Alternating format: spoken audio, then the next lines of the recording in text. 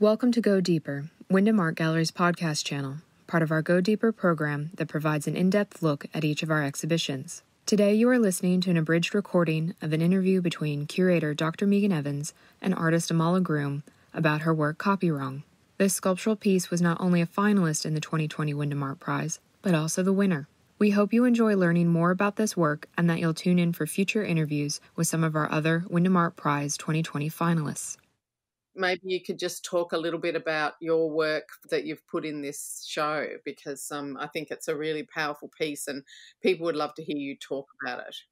Yama everyone, my name is Amala Groom and I am a Wiradjuri conceptual artist. I live on my family's country, which is Wiradjuri country in eastern Wiradjuri Bathurst area. It's always great to have my work recognised in winning awards, grants and receiving institutional commissions. I'm thrilled to have won this year's Wyndham Art Prize with Copywrong, but this win is bittersweet. Copywrong talks about how it's not okay for anyone to make and profit from fake Aboriginal art. Since 2016, there's been a fantastic campaign by the Arts Law of Australia, Copyright Agency and the Indigenous Art Code called Fake Art Harms Culture to raise awareness of the growing presence of inauthentic Aboriginal-style art and craft products and merchandise for sale across Australia. Earlier this week, legislation to amend the Australian consumer law to stop fake Aboriginal art was rejected by federal parliament. So I really want to use winning this art prize to bring attention to the losses that so many other Aboriginal artists face. I can see from your CV that you've also got level of advocacy that you've done as well.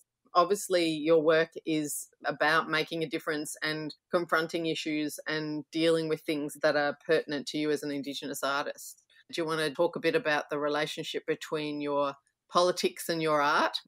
Yeah, absolutely. I don't see that being indivisible. It's the same thing.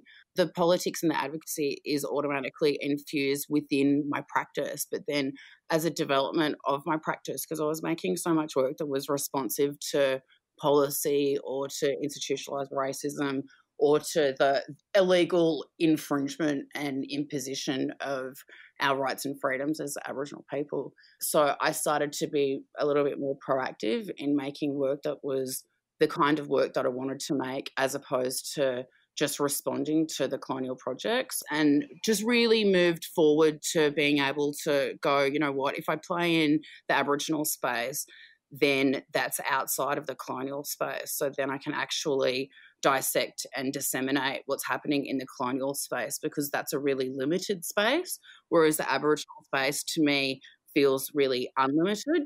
So my ethos around my practice really started to change when it wasn't like we're all stuck in this little horrible paradigm trying to get out, where it was like I'm actually existing in this other paradigm and I can see that there's this imposition paradigm. So now I'm just going to talk about that and really start to make work that was inclusive of all people. The underlying philosophy of the work that I make is about being able to unpack these notions of colonialism, and essentially I'm still making this legal and political argument that colonialism isn't just antithetical to First Peoples, it's actually disadvantageous to everybody, it just doesn't work. It seems to me that people are starting to take notice and be aware of the wisdom of Indigenous knowledge and of Indigenous space. It's like the revolution isn't coming, it's already here, it's already inside each and every one of us. On a spiritual plane, what's really happening now is that there is this spiritual revolution that's happening through the world. But I feel also like there's a bunch of different places within the arts that have taken it a little bit too far, in the way that a lot of people's individual identity, I feel like that they're absolving. They're so politically correct. I've been to a bunch of different events and things that I've facilitated, artist camps and retreats, where you go around the room and everybody identifies as their name, their pronouns, what Aboriginal country that they live on and what Aboriginal country that they were born on, but they don't say anything else about who they are. And that ruptures other Aboriginal people that are in the room that aren't necessarily used to what would be considered to be a progressive way of moving forward in society. And whilst I really appreciate that all of the people, particularly in this instance that were in that room, that acknowledge the Aboriginal lands that they were born on and that they now work on. Like, that's a super important thing to do. But it's also really important to acknowledge who you are in that space too, because if you don't acknowledge who you are in that space, then it's this form of erasure that exists, and you're committing like memoricide against yourself. And it's the same as like this huge argument that exists around getting rid of colonial statues. There's a statue of James Cook in Hyde Park in Sydney, and it says on the side of the statue, discovered this land in 1770. And so many people want to get rid of that.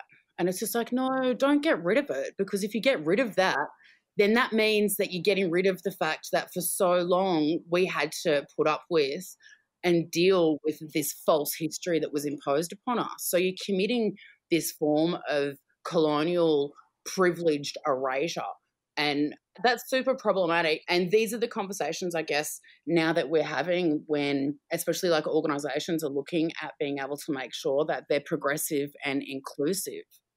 Thank you so much. Is there anything else you would like to say?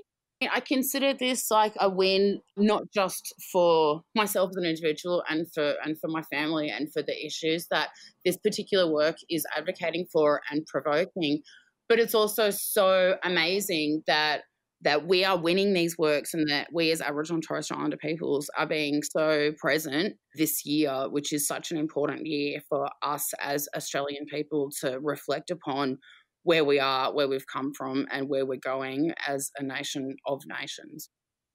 Wyndham City and Wyndham Art Gallery acknowledges the peoples of the Kulin Nations as the traditional owners on the land on which Wyndham Art Gallery stands and on which this podcast was recorded on. We pay our respects to their elders past, present, and future.